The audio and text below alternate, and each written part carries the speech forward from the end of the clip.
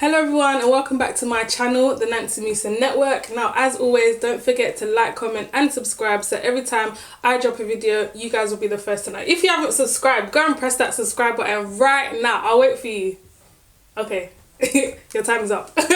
But yeah, so today we're going to watch a video by Anxiety Gang Official. Now the reason why I chose this video to talk about was because this man, he makes a very valid point about dating around and how it's not necessarily the best thing to do if you want to get married, because his point was if you want to get married and you're dating around and you're looking for exit plans or looking for reasons to, you know, break up with someone, you're not creating a bond and a long-term relationship in practice to be in a marriage. So let's get into the video.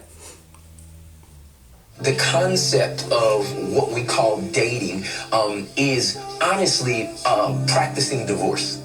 It's like getting with people to then figure out if you kind of want to be with them, and then you get out of it. And then we're taught, like, as young people, like, try it as many times as you want to until you find the one.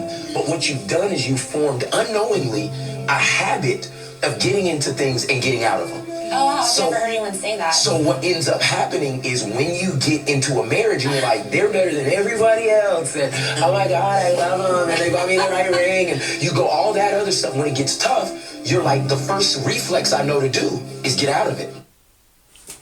No, for real, like, I love what he said. You know, as he said, when we're young, we're taught to, you know, as Disney teaches us, to kiss as many princes and princesses until you find the one. Now, that may not necessarily be the way, because when you do that, you're dating multiple people. As soon as something gets hard, you want to exit and move on to the next person. However, in marriage, you can't do that. After all, it's death do us part, isn't it not? So you have to learn to, you know, go through the hardships, go through, you know, the trials and tribulations, build that bond with your partner. And as long as you know when you're dating that that person wants the same thing as you know, then you can hold them accountable later on and say, but you did say you wanted to marry me, but you did say you wanted a long-term relationship, but you did say, you know, you want to be with me and build something with me. So if you do want to date around, that's totally fine. However, you need to understand what you could possibly get yourself into. And if you do want to get married, you need to learn how to, you know, build with somebody and go through those long-term relationships, because marriage is long-term. Like, I've been with my husband for 10 years, we've been married for almost 6 years, and, you know, it gets better because we've worked on it. We knew what we wanted at the beginning and we've planned it, and now we're at a place where we're at an amazing place. But this is something you have to build with somebody, and you're not necessarily going to do this if at every hard turn in your relationship you want to exit. And I know this, for some people as well, could bring a traumatic side out from them, you know, because some people have abandonment issues, and if you're threatening to always leave your partner every time they do something wrong or every time you have an argument,